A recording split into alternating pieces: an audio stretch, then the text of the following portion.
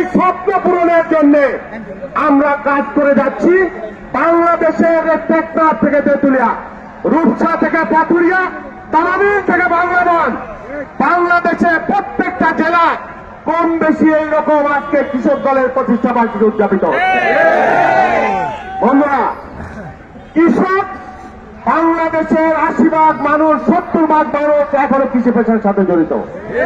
বাংলাদেশের কৃষকের উৎপাদন না হলে আমাদের শহরের মানুষের বুদ্ধিজীবী সাহেবদের ফুটানি বন্ধ হয়ে যাবে, বাংলাদেশের অর্থনীতি বন্ধ হয়ে যাবে, বাংলাদেশের কৃষকের কন্যা গার্মেন্টসের শ্রম না দিলে বৈদেশিক মুদ্রা বন্ধ হয়ে যাবে, বৈদেশিক মুদ্রা চলবে না। আর বাংলাদেশের কৃষকের সন্তান বিদেশে প্রবাসে হাড় ভাঙা পরিশ্রম না করলে, রেমিটেন্স না এলে আমাদের বেতন হবে না, আমাদের অর্থনীতি চলবে না, আমাদের ব্যাংক চলবে না। বাংলাদেশের কৃষক আজকে সবচাইতে উপেক্ষিত। তারা ফসল ফলায়, তারা পরিশ্রম করে, আর এক শ্রেণীর দুর্বৃত্ত বিগত 15 বছর এই কৃষকের ঘামের ঝড়ের টাকা লুণ্ঠন করে বিদেশে সম্পদের পাহাড় তৈরি করে। সেই জন্য আমরা বলেছি, 31 দফা আমাদের দল বলেছে, তারেক রহমান বলেছে যে আগামী দিনে আমরা যদি ক্ষমতায় যেতে পারি আল্লাহর ইচ্ছায়, তাহলে বাংলাদেশের কৃষকের ভাগ্য পরিবর্তনের জন্য যুগান্তকারী কর্মসূচি গ্রহণ করা হবে। কৃষকের কৃষি বিমা করা হবে, ইউনিয়নের শস্য ক্রয় কেন্দ্র করা হবে,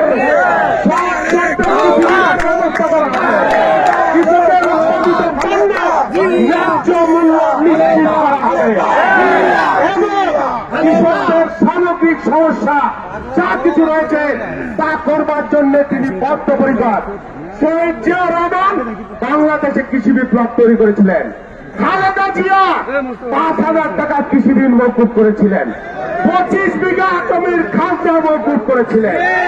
ইনশাআল্লাহ এবার যদি আমরা ক্ষমতায় আসতে পারি, তাহলে বাংলাদেশের কৃষকের ভাগ্য বদলের জন্য যা যা করার আমার নেতা তারেক রহমানের নেতৃত্বে করার জন্য প্রস্তুত রয়েছি।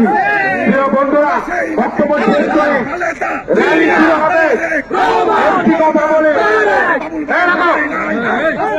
একটি কথা বলে, এই যে 5ই আগস্ট স্বৈরাচারী শেখ হাসিনা, ইতিহাসের ভয়ঙ্কর ফ্যাসিস্ট শেখ হাসিনা বাংলাদেশের গণঅভ্যুত্থানের মধ্য দিয়ে বিদায় নিয়েছে, পালিয়ে গেছে, সপরিবারে সমস্ত বংশ সহ পালাইছে, পালায় ভারতে আশ্রয় নিতে, সেখানে বসে বসে গুটি চালে, বাংলাদেশে সাম্প্রদায়িক পরিস্থিতি সৃষ্টি করতে চায়, আর সেখানকার হিন্দুত্ববাদী সরকার তার পিছনে ইন্ধন যোগায়।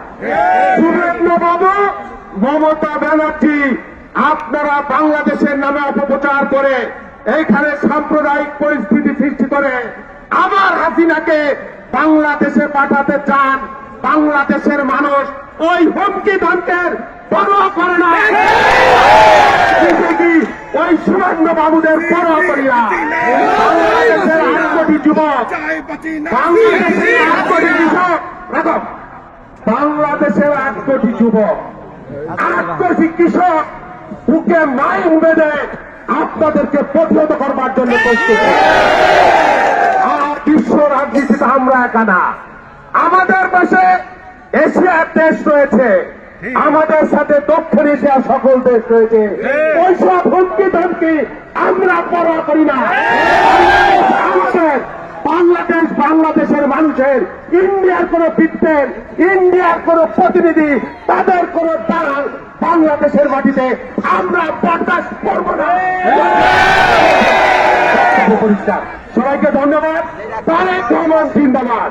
বাংলাদেশে কৃষি বিপ্লব হবে।